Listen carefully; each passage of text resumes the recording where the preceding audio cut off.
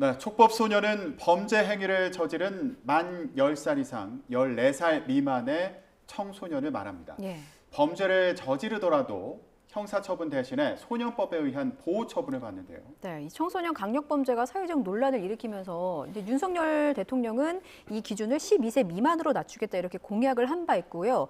법무부도 검토에 나설 것으로 보입니다. 네, 관련해서 찬반 여론이 분분한데요. 예. 전문가 두 분과 얘기 나누겠습니다. 박옥식 한국청소년폭력연구소장 그리고 법무부 산하의 소년보호혁신위원회에 참여했던 박인숙 변호사 모셨습니다. 두 분 안녕하십니까? 어서 오세요. 네, 안녕하십니까? 네. 안녕하십니까? 자, 오늘 두 분의 토론을 저희가 보게 될 텐데요. 일단 두 분의 의견을 간단히 들어보는 시간 갖겠습니다. 예. 두 분 모두 청소년 범죄와 관련된 일을 하셨는데 일단 이 촉법소년 연령을 하향하겠다 이런 계획에 대해서는 어떤 입장이신지 소장님부터 말씀. 네, 저는 결론적으로 먼저 말씀드리면 촉법소년 연령 하향 조정에 찬성하는 입장이고요. 그 이유를 보면 예. 그동안 뭐 오랫동안 이 논란이 있어 왔었고요.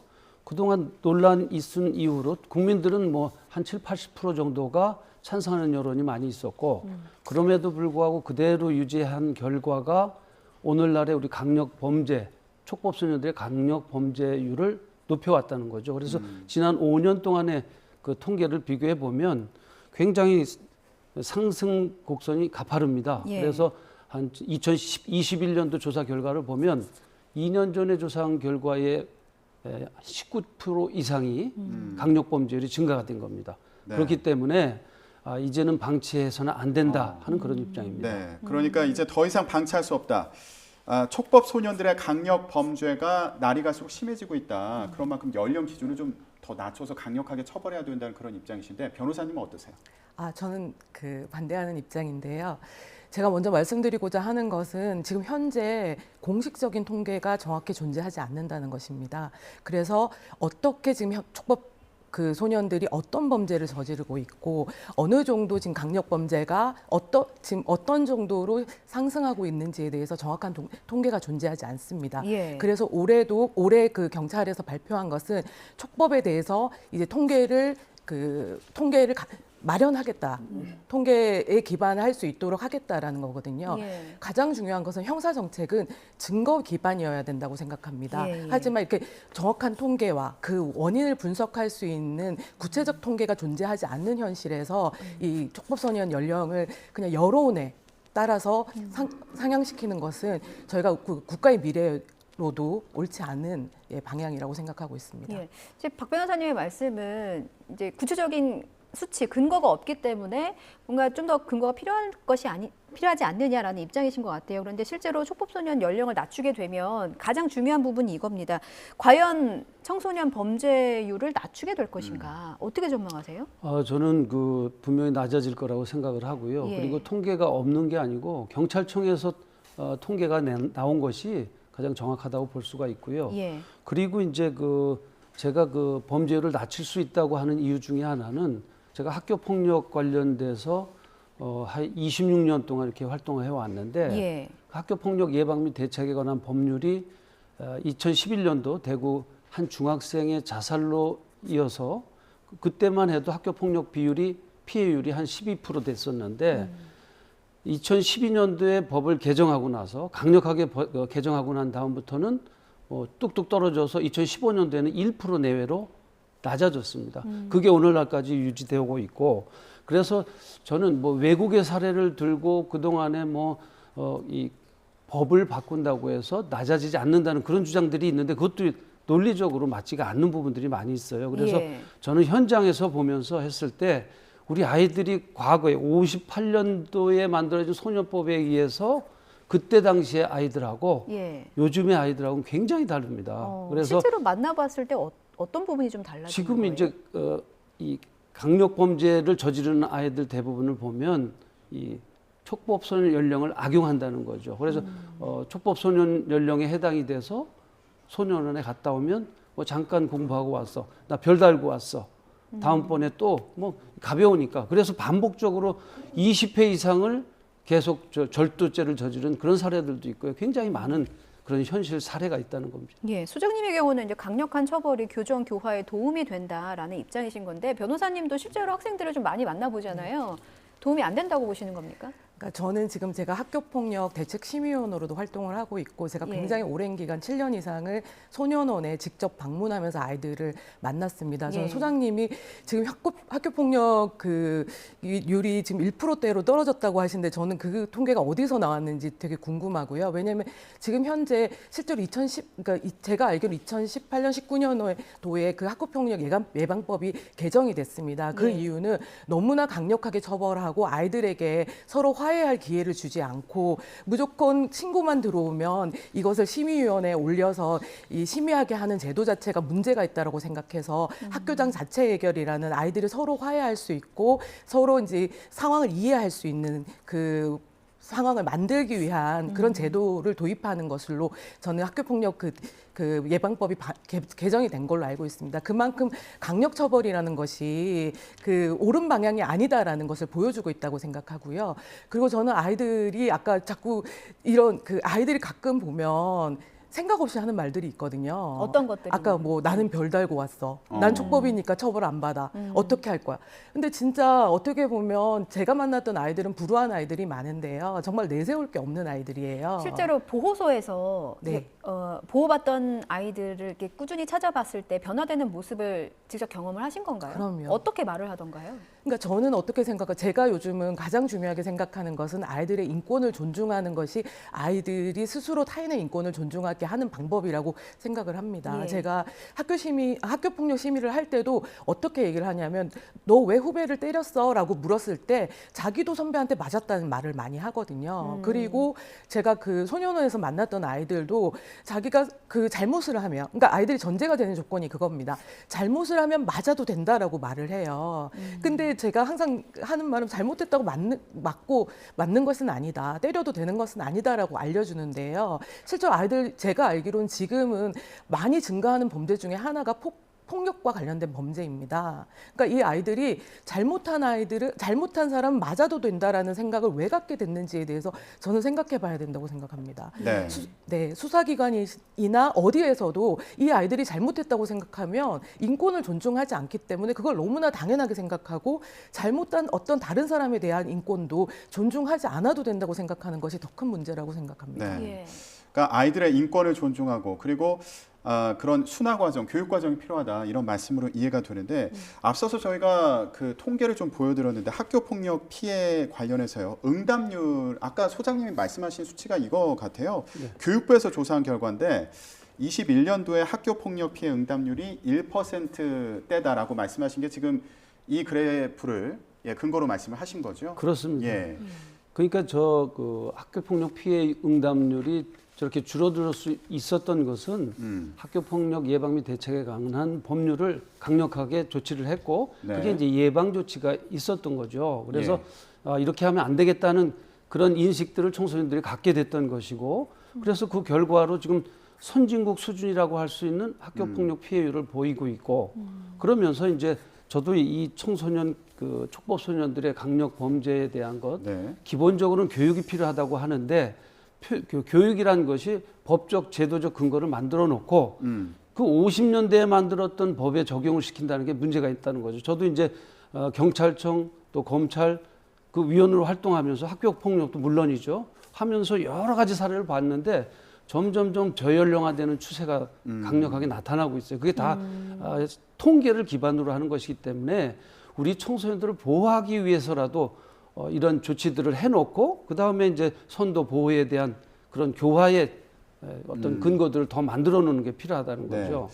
소장님 그러면 일단은 학교 폭력 부분에 대해서 좀 짚어봤는데 강력 범죄로 소년부에 송치되는 촉법 소년들도 있고요. 그렇죠. 예, 그리고 그런 범죄 유형도 또 세분화해서 좀 준비를 하셨을 텐데 그 부분을 근거로 좀 설명을 해주시죠.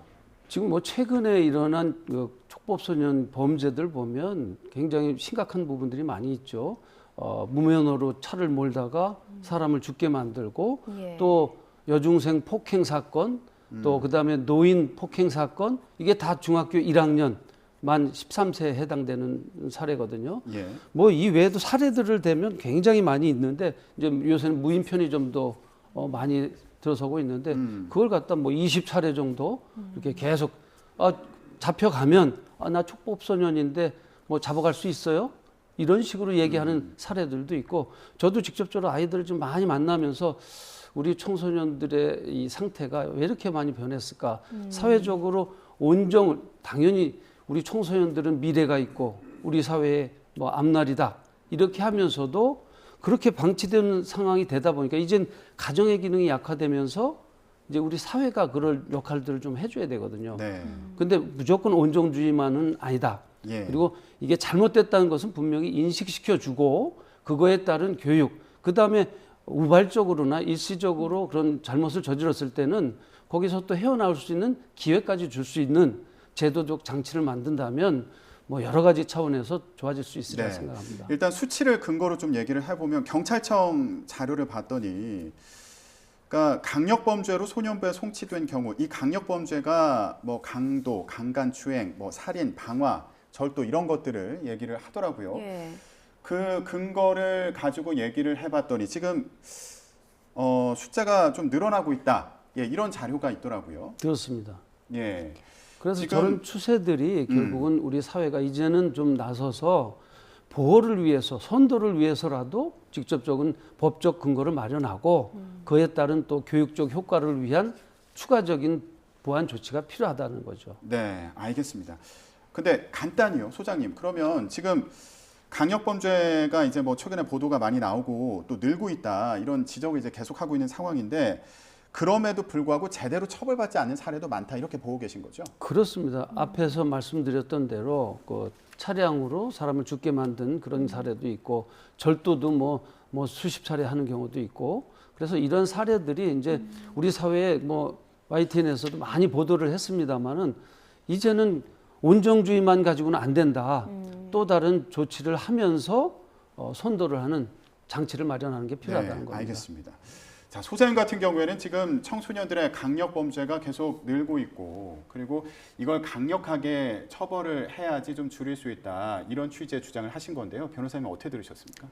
저는 지금 소장님 말씀하시는 내용이 보호와 선도잖아요. 지금 보호와 선도를 하기 위한 법이 소년법입니다. 예. 형사처벌을 한다는 것은요, 보호와 선도의 길이 아니고, 그거는 사회로부터 격리를 시키겠다는 것입니다. 예. 지금 12살인 아이를 지금 사회로부터 격리를 시켜서 교육받을 기회를 차단하겠다는 얘기입니다. 그리고 지금 저는 처벌받지 않은 사례가 많다라고 얘기하시는데요, 촉법소년. 오히려 지금 현재 어떤 상태냐면요. 범죄소년의 경우, 지금 아까 그 강력범죄로 방화가 들어있잖아요. 제가 네. 실제로 고양경찰서의 선도위원입니다. 예. 근데 그때 범죄소년의 경우는 방화가 우리가 제명만 들으면 방화 굉장히 엄청난 것 같잖아요. 근데 제가 다뤘던 케이스 중에 하나가 뭐냐면 그 코로나 때, 그러니까 집을 나와서, 그러니까 실제로 아이들이 범죄를 하는 가장 첫 번째 이유가 가출입니다. 집에 있을 수 없어서 나와서 의식주를 해결하기 위해서 실제로 범죄를 하게 되는데요.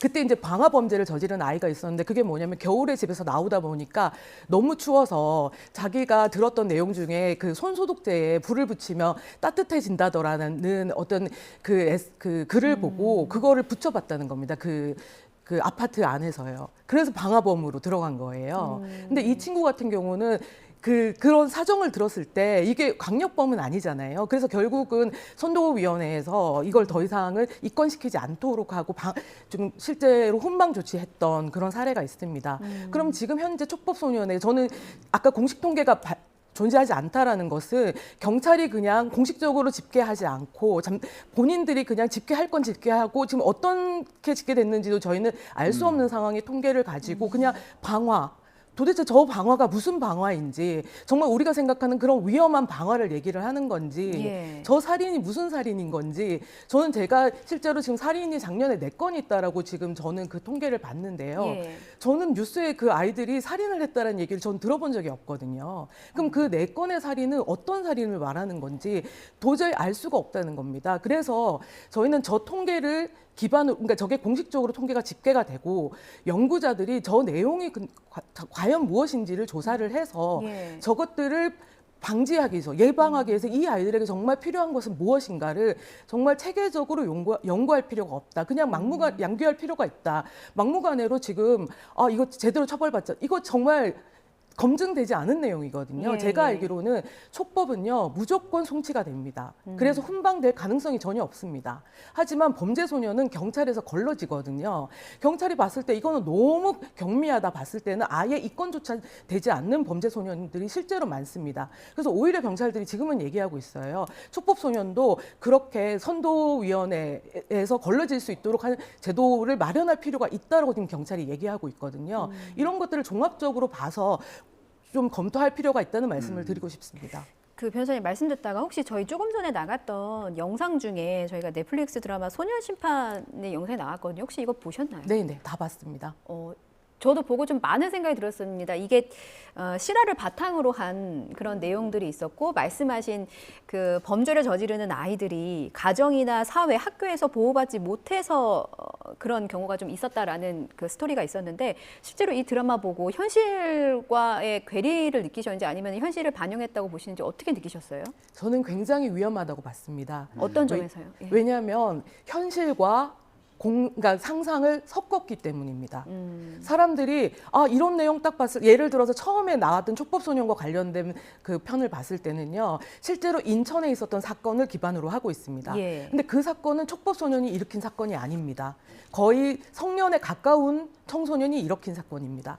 청소년은 한 살이 굉장히 우리 어른이 생각하는 한 살과는 다르지 않겠습니까? 예. 근데 그렇게 강력한 범죄를 실제로 촉법소년이 저지르지도 않았음에도 불구하고 촉법소년이 저질렀다라는 것을 그 내용을 가미시켜서 촉법소년이 법정에 나와서 판사에게 저는 촉법이니까 처벌받지 않아요. 예, 예. 저는 누구도 어떤 촉법소년도 재판정에서 저는 처벌받지 않습니다라고 말하는 촉법소년이 있다는 얘기는 들어본 적이 없습니다. 그 동의하시나요?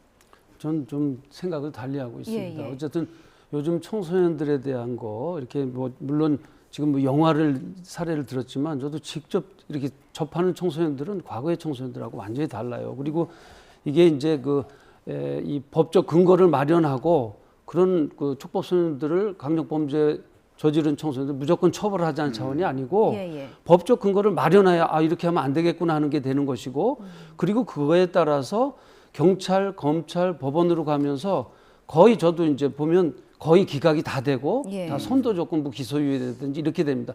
이런 것들을 그대로 더 살려주되 대신 청소년들에게는 경각심을 줄 수 있도록 하기 위한 그런 차원에서 예방적 조치를 법적 근거로 만들어 놓자는 것이고 네. 예. 그러면서 이어서 계속 선도, 교화 이런 것들이 필요하다는 겁니다. 네, 변호사님께 이제 질문 드릴게요. 두 분께 이제 한 번씩 질문 드릴 텐데 이번엔 마지막 질문이니까 좀 간결하게 부탁드릴게요. 예. 촉법 소년과 관련한 법이 이미 있는 상황인데 청소년들의 범죄나 그리고 최근에는 이제 그런 강력 범죄들에 대한 얘기도 많이 전해지고 있는 상황이거든요. 이거는 촉법 소년을 이제 보호하고 있지만 실효성이 부족한 거 아니냐 이런 얘기도 될 수 있겠고요.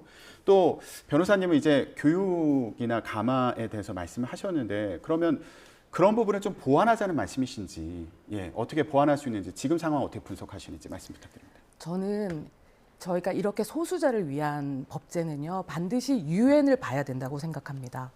지금 유엔에서 저희에게 공고한 것은 14세에 지금 설정되어 있는 연령을 낮추지 말라라고 공고를 하고 있습니다. 예. 그 이유는 뭐냐면요, 유엔이 전 세계를 기반으로 그 분석했을 때 그리고 증거를 그 청소년의 뇌발달을 기본으로 분석했을 때 12살, 13살의 경우는 지금 전두피질이 발달하고 있는 단계이기 때문에 형사 절차를 이해할 가능성이 낮다. 그리고 자기가 어떤 행동을 했을 때 어떤 결과가 발생하는지에 대해서 이해할 가능성이 낮다는 것입니다. 예. 범죄 예방 효과가 발생하기 위해서는요, 자기가 한 행동의 형사 절차에서 어떻게 결과가 나오는지를 이해할 수 있어야 합니다. 그러면 이 아이들에게 지금 결과적으로 범죄를 예방하기 위해서 연령을 낮추겠다는 것인데요. 이것이 과연 맞는 정책인지를 돌아봐야 된다라고 생각합니다. 네, 그러니까 그런 부분에 대한 교육이나 그리고 순화할 수 있는 과정에 대해서 좀 강화를 해야 된다 이런 취지로 그렇습니다. 이해가 되고요. 소장님, 일부에서는 요거 이제 연령을 하향해서 처벌을 결국 강화하는 거잖아요. 그런 경우에 청소년 전과자들만 늘리는 거 아니냐. 그러니까 반성의 기회라든가 또 갱생할 수 있는 기회를 줄이는 거 아니냐. 이런 우려도 있거든요. 네, 그렇지 않은 방향들이 많이 있습니다. 왜냐하면 학교 폭력 사례를 들었지만 법이 강력하게 근거가 마련이 되면 그거에 따라서 청소년들의 행동이 달라집니다. 그래서 쭉 12% 되던 것이 1%대로 떨어진 게 그게 효과입니다. 그리고 이 촉법소년 연령도 마찬가지로 예. 법적 근거를 조정해요. 50년대에 만든 법을 갖다 아직까지 유지한다는 것은 다르고 유엔이나 다른 나라들도 그 나라의 사정에 따라서 다 다릅니다. 영국 같은 경우는 만 10세 미만입니다. 그래서 미국도 6세에서 12세까지고 그래서 우리나라도 좀 지금 촉법소년 연령의 강력범죄율이 높아지고 있으므로 이런 부분들을 고려해서 우리나라 상황에 맞는 그런 법적 근거를 마련하고 그리고 선도, 교화, 예방 조치를 위한 사회적 노력이 되면 되겠다. 특히 이제 우리 한국 사회가 가정의 이혼이 많아지고 그런 인해서 가출이 많아지거든요. 지금 가출 인원도 거의 뭐 학교 밖 청소년들 40만 명에 이른다고 합니다. 그런 청소년들이 이제 범죄에 빠질 가능성이 있기 때문에 예방적 차원에서의 어떤 법적 근거와 네. 사회적 장치가 시급하다고 할 수 있겠습니다. 알겠습니다. 자, 이제 연령을 하향해서 법을 강화해 놓으면 예방 효과도 있을 것이다. 이런 취지의 말씀이셨습니다. 앞으로 법무부에서 관련해서 검토해 나간다고 하니까 이런 두 분의 말씀도 많은 도움이 되지 않을까 싶습니다. 좀 더 네. 사회적으로 논의가 좀 더 필요할 것 같기도 하고요. 많은 의견을 듣는 게 좀 좋을 것 같습니다. 지금까지 박옥식 한국청소년폭력연구소장 그리고 법무부 산하 소년보호혁신위원회에 참여했던 박인숙 변호사 두 분과 말씀 나눴습니다. 잘 들었습니다.